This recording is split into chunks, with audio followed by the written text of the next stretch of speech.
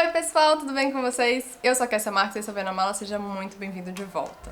Tô aqui com um acompanhante de novo hoje, agora tá virando mania agora nos meus vídeos. Vamos falar sobre a PID, Permissão Internacional para Dirigir. A gente vai falar sobre a PID e sobre como que foi locar carro e dirigir na Turquia, gente. Fazer um vídeo só, porque eu já falo da Turquia logo que a gente já tá fazendo esses vídeos. E também falo do processo sobre tirar a PID, então vamos lá.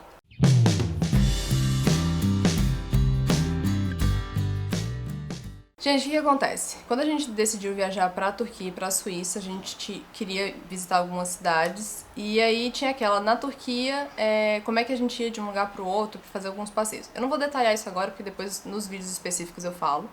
Mas a gente ficou na dúvida se locava carro ou não. Decidimos locar carro. E aí eu fui pesquisar se precisava de permissão internacional pra dirigir, que é a PID, ou não, tanto na Turquia quanto na Suíça. Teoricamente não precisa. Com a sua carteira, com a sua CNH, você pode locar carro e pode dirigir nesses países. Só que o que pode acontecer é você locar um carro e a locadora solicitar a PID. Ou então um policial te parar na rua, solicitar a sua habilitação e não aceitar a habilitação do seu país. Eu li casos de pessoas que passaram por isso e a gente não quis arriscar. Então fomos, o Éder, que normalmente é quem dirige, eu não faço questão nenhuma de dirigir nem aqui no Brasil em viagem, que dirá em outro país. Então o Éder foi tirar a PID dele, que é essa daqui, ó, no cima. Tá vendo? Tem o selinho, gente, é uma coisa bem feia, ó. Parece um livrinho, não é tipo uma... Não, legal o seguinte, ela tem aqui informações da sua carteira, tá? Então aqui as informações que estão aqui são todas as informações da sua carteira, inclusive o vencimento. Então se a sua carteira ela vai vencer, por exemplo, não tinha como, a carteira vence esse ano, ela já vence esse ano. Então se a sua carteira vai vencer com 4 ou 3 anos, ela vai vencer na mesma validade. E essas folhas que a Kessia está falando aqui, é o seguinte, deixa eu passar aqui. Tá, mas calma, a gente fala internamente já. A PID aqui em Brasília, gente, varia em torno de 200 e tantos reais, quase 300. Só que isso é de região para região, de estado para estado. Então aí tem que entrar no Detran do seu estado para poder saber o preço. E a parte de burocracia é bem tranquilo. Você entra no Detran, né, no site da sua regional, né, do seu estado, preenche a documentação, imediatamente já gera essa taxa, né? E depois que a taxa foi paga, tem alguns dias úteis aí, que aí depende de cada Detran também, e você vai lá e pega ela. Eles avisam? Tipo, Não, avisam que chegou? Não, mas como você faz o cadastro lá, eles pedem e-mail. Então chega pelo seu e-mail as informações, como também você pode checar essas informações que vai chegar algumas coisas no e-mail para vocês fazerem a consulta. Se está em andamento, se está pronto, é só fazer a retirada. Então assim, tirar a PID é bem tranquilo. Basta você ter carteira, você ter CNH no Brasil, tá dentro do prazo de validade e fazer essa solicitação no Detran da sua região, no seu estado. Eu não estou lembrado, mas eu acho que o processo todo do momento que eu fiz, paguei, peguei, eu acho que deu 30 dias. Que eu fiz no final de novembro e peguei ele em dezembro. Mas eu acho que você ainda demorou a pegar, porque eu acho que estava pronto, né? Eu viajei, né? Fui para Uberlândia, mas... Quanto ao prazo que fica pronto, a gente não vai deixar essa informação, porque tanto a gente não lembra, quanto ele não foi buscar assim que ficou pronto, então talvez a gente passe uma informação equivocada. E também pode depender de estado para estado. Mas é isso, assim, tirar a PID é uma coisa bem tranquila. Eu recomendo, se você vai locar carro em outro país, a não ser assim, Canadá, Estados Unidos, é bem tranquilo porque é muito comum brasileiro viajar e acabar alocando carro por esses países. E aí eu acho que não tem muito problema. Eu, pelo menos, não achei nenhum relato de gente que teve problema nos Estados Unidos ou no Canadá. Lá você pode dirigir 3 meses com a sua carteira do Brasil. Em outros países também poderia, só que eu realmente achei relatos, por exemplo, de gente na Itália que locou o carro e foi parado e teve que pagar, e foi multado porque estava sem a PID, coisas desse tipo. O mais engraçado é que é o seguinte, a PID, teoricamente, era para ser traduzida em 7 ou 8 idiomas, se eu não me engano. Cada paginazinha é num idioma, né? Isso, aí tem, assim, não entendo, né? Mas tem mandarim, tem inglês, tem... da Arábia Saudita, tem vários idiomas. Tem vários idiomas, mas, por exemplo, eu sei que não tem italiano, porque na época eu pesquisei quais eram os idiomas, e mesmo não tendo italiano, o policial lá na Itália solicitou. Então, assim, é melhor você estar com esse documento para não ter nenhum problema de locação. Quer falar sobre a parte interna dela? Então, na parte interna dela, eu vou mostrar qualquer página. são todas iguais. Essa parte de baixo aqui, ó. Essa parte de baixo aqui, elas são todas iguais. O que muda é o idioma que cada um dela aqui dentro tem, tá? Então a parte de baixo, vocês percebem que tem as mesmas informações, que é a sua categoria da habilitação, e aqui em cima tem o idioma que corresponde, no caso, ao país ou à região que você está. Então, é isso, assim, bem tranquilo, tirar a PID. Daí a gente locou o carro, depois a gente até gravou, na verdade, um vídeo lá na Suíça sobre falando a locação na Suíça, e aí eu passo pra vocês quando a gente estiver falando da Suíça. E na Turquia, a gente locou carro também aqui do Brasil. A gente usou a Auto Europe, que é uma agência de locação de carros internacional. Você consegue locar carro no mundo quase todo, em vários países. E daí você escolhe a categoria de carro e é como se fosse um decolar da vida. Você vai locar carro na locadora que você escolher. Mas, por exemplo, você pesquisa um carro, sei lá. Sedã, SUV. Ele vai te dar as opções de locadoras. Então ele vai te dar todas as opções de locadoras que tem naquele lugar. Você vai escolher pela locadora, pelo preço, pelo carro e etc. Então a gente pegou um sedã, né? Foi um Passat. A gente trocou. Eu não lembro qual era o carro. Aí é que lá ofereceram pra gente pagar um pouquinho mais caro pra pegar um carro que coubesse as malas. Que foi na Suíça? Não, na Suíça trocaram sem a gente... Tá. Então, o que acontece é o seguinte, você escolhe o tipo de carro, é como aqui no Brasil. Você não vai escolher o carro específico, Você vai escolher o... Como é que eles chamam? Categoria. Dentro da categoria tem várias outras marcas de carro que você pode... Exato. Pode escolher. Agora, quando não tem nenhum carro da categoria que você já alocou, eles geralmente te oferecem um carro da categoria superior sem cobrar mais, na maioria das vezes. Aí o que você vai escolher na Auto Europe, por exemplo, você quer com ar-condicionado, com automático... GPS é caro isso? GPS, cadeirinha de bebê, todos esses itens que são fora do aluguel, eles cobram por dia. E costuma ser 7, 8, 12, 15 euros ou dólares, dependendo do país. Então, assim, eu recomendo muito que você compre chip de internet e use o GPS do celular, use o Google Maps. Não tem nem como sair, gente. É a primeira vez que você está num país, igual eu estava na Turquia. Então, a primeira vez que você vai sair, você não sabe muito como funciona o trânsito, leis de trânsito, ler placa, porque geralmente... até para poder se direcionar, entendeu? né? E quanto a radar, enfim, tem bastante radar, então é legal que o GPS você já conhece ali o local, né? Então você segue ali por ele ali e deu certo, a gente nunca ficou perdido, não. O máximo que aconteceu é errar a entrada, achava que não era e passei da entrada, mas quanto a problema de ir para o lugar errado por conta do GPS, não. E o próprio GPS vai recalcular, se você errar, ele vai recalcular e vai te dar outra direção para você ir para onde você já estava indo. Então, assim, se você vai alocar carro, super recomendo o uso de GPS, mas eu não recomendo que você pegue com a locadora por conta do preço. E aí beleza, a gente escolheu pela Auto Europe aqui, você paga adiantado, ou você pode pagar na locadora, aí eu acho que depende de locadora para locadora. No nosso caso, a gente pagou, no nosso caso a gente pagou uma parte aqui, e a outra parte a gente pagou na locadora. Na Turquia, quando a gente chegou, eles viram que a gente estava em muitos e com muitas malas e falaram, o carro que vocês pegaram não vai caber esse tanto de mala. Aí eu falei, não, mas a gente só vai daqui até o hotel e não sei o que lá. Ele falou, não, tudo bem, eu só tô te falando que não vai caber, você provavelmente vai ter que voltar aqui.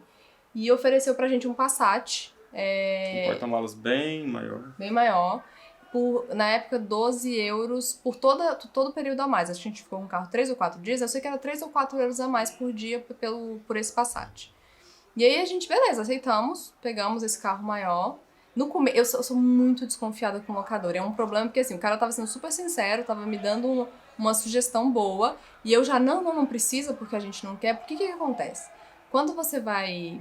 Você pode pesquisar na internet. Quando você vai locar carro em outro país... E aqui no Brasil também acontece isso, mas em outro país você tá mais receoso. Eles tentam te vender outros seguros. Na própria Auto Europe eles te falam, todos os seguros já estão inclusos.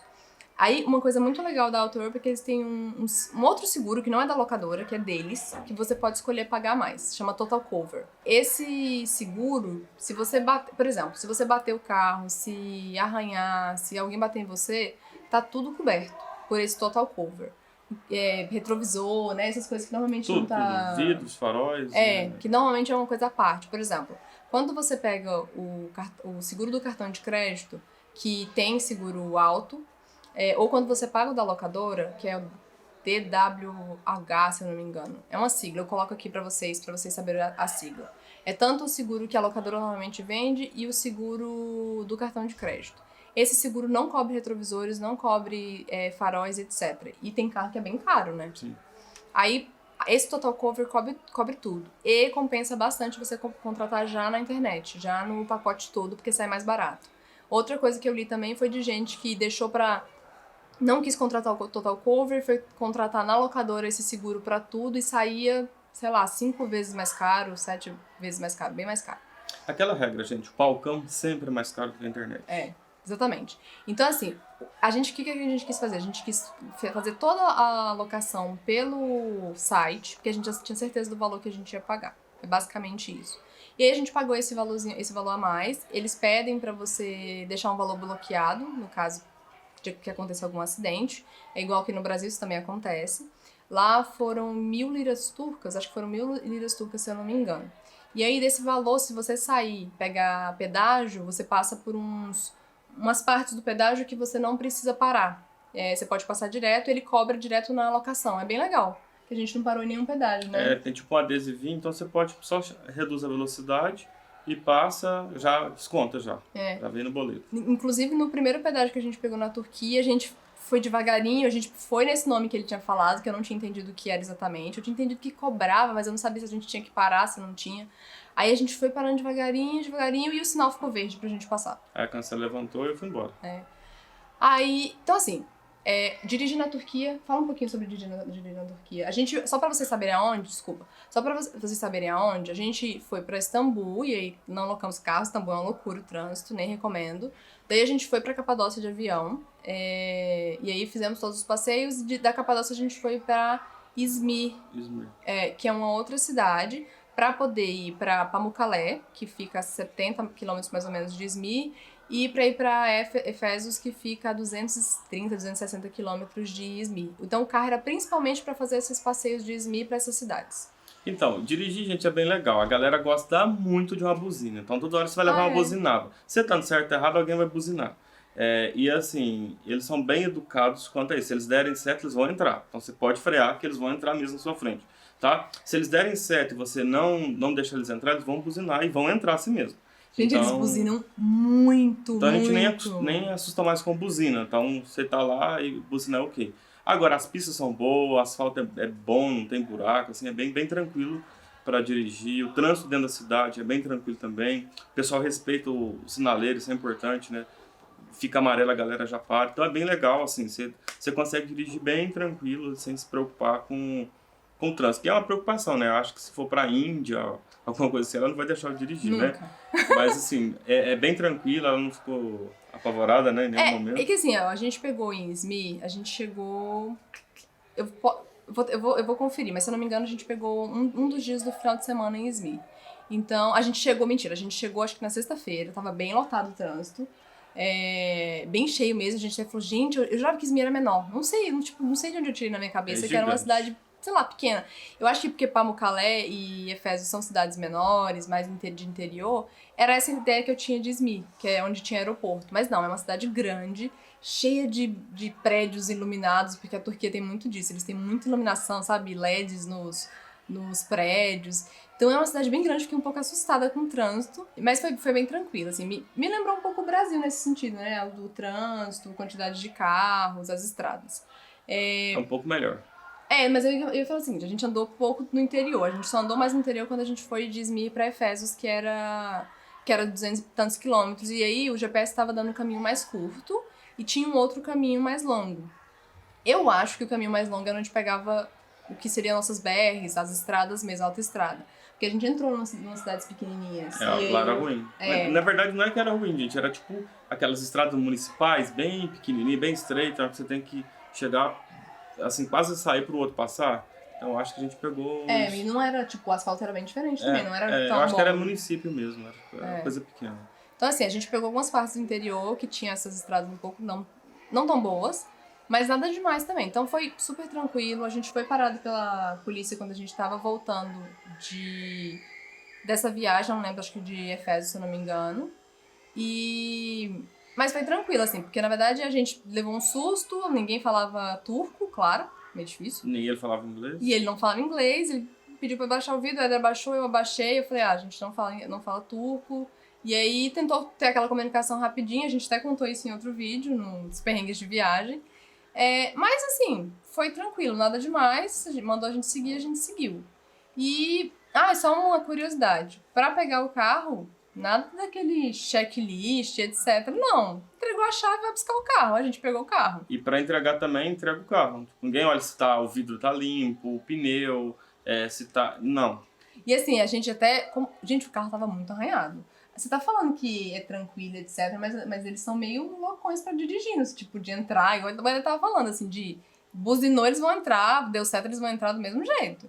E o carro tava bem arranhado, o Passat que a gente pegou. Aí eu coloquei essas observações no check-in, quando tava pegando o carro, e ele, não, tipo, ok, tipo, isso é normal. Aí, ok. E na hora que eu devolvi, eles nem fizeram nem questão, tipo, pegou o carro só com a chave e pronto. Ninguém confere, enfim. A gente tirou foto do carro, todos os arranhões, porque eu falei assim, depois na hora de entregar der algum problema, né? Brasileiro é todo desconfiado, gente. Mas aí a gente foi entregar também e ninguém conferiu o carro. Não, tá bom. Você pegou o carro, entregou e tá tudo ótimo.